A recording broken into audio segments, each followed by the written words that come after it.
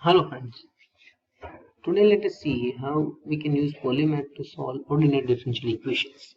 We have already seen how Polymath can solve linear equation, can solve non-linear equation. Uh, Today we'll see how to solve ordinary differential equation, and for that what we need to do is we need to click on either this icon and we directly get this window, or we may go for a blank file and we can select out of this and differential equation open and we get this. So this is the window for solving ordinary differential equation. Now ordinary differential equation we come across in chemical engineering for so many things. We get ordinary differential equation when we solve any model which is at unsteady state, where we get d by dt with respect to time. We have ordinary differential equation solution in terms of vapor liquid equilibrium, and we are trying to perform residue curve mapping. And commonly we encounter it while we write material balance equation, component wise material balance equation in chemical reaction engineering when the reactions are going on. Since that being one of the most classical example, let us take down two examples wherein we are having first a single reaction going from A to B, and in second case there is a series of reaction A to B, B to C. Now let's try to simulate the first reaction with A to B, and the expression for dCA by dt would be minus K1 into Ca, with initial concentration of A being 10. Press done. So we have defined the equation. Now our job is to define the values of K1. So K1, let's say it is 1. We press OK, and we have to also give the time frame for the simulation to take place. We set time t equal to 0 to time t equal to 5 and press OK, and we know that now this is ready for simulation. Before we simulate it, let us put a tick on graph so that we get the graphical result. If you are interested in values of concentration with respect to time at every time interval, we may also press we may also take this. Right now we'll just simulate it and we see that this is what we get. And as we can see that the concentration of A is falling with time, but it eventually reaches to somewhere in between 0 and 1. So what we can do now is we can increase the time from 5 to 10 maybe, and then simulate it. This will give us an idea that, see, the final value is 0.000454, and you can just see that the concentration is almost 0 after your time unit 7. Now if we change the K, let's say K 1.5, and simulate it, you can just see that the concentration falls down to 0 in between 3 and 4. So there are two time units different is there. So if K value increases, naturally the concentration falls to 0 much faster compared to your earlier answers.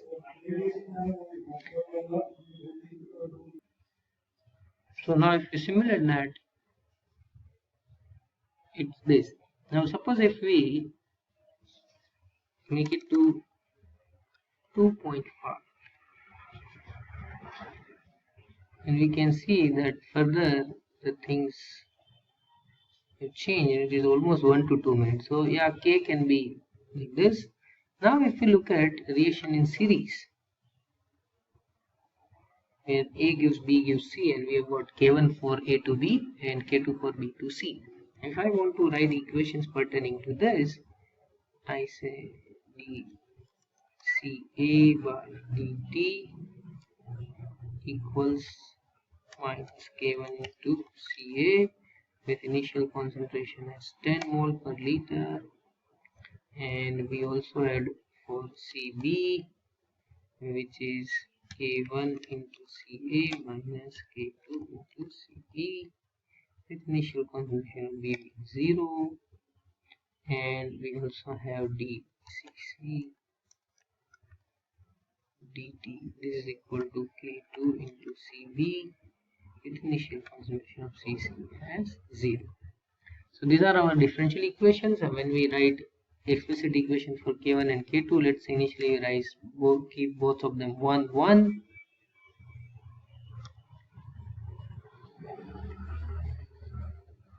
and we integrate it from 0 to 10, and we plot this, and we see that what we get is this, with highest concentration of B being somewhere in the range of 3.8, which we can confirm in terms of the tabular results. So 3.67 is the highest CV, and CC is almost 10, and your CA almost 0. Now if we change K1 from 1 to 1.5 and we simulate this, you can see that my CV value has increased to 4.43, which is also visible here.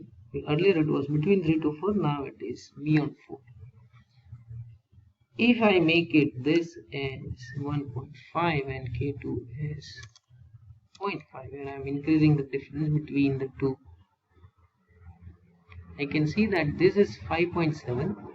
and another thing which is happening now is that the concentration of CC is a little bit decreased. Now if I make this as 2.5 and this being 0.1, you can see drastic change in our results, and those results are, you just see that this is 6.1 and my maximum value of B is 8. See this, and that means if I want to get B highest, I should run the reaction between 1 and 2 minutes where I get maximum value, and that is in between 8 and 9. And this you can see that is almost kind of restricted below 6. This was a bit exaggerated. However, if I got somewhere like this, you can just see that still my B concentration is rising almost to 7, and that too within 1 minute. So this is where I should stop my reaction. So my CC is produced in least amount. Other way around, if my K1 is less and K2 is high, naturally what I'll have is my B value would be very less and C will be high. So this is your B in between 1 and 2. So this you can analyze with the help of Polymath. Any ordinary differential equation, any number, you can see that there are 3.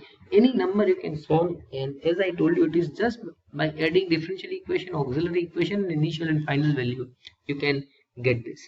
So solving ordinary differential equation using Polymath is pretty simple. You have to just add the equations properly and press this simulate tab, and you get all the results. You can analyze them by changing different values of your parameters or maybe time intervals, which will help you to understand the physics of the system in better way. Thank you.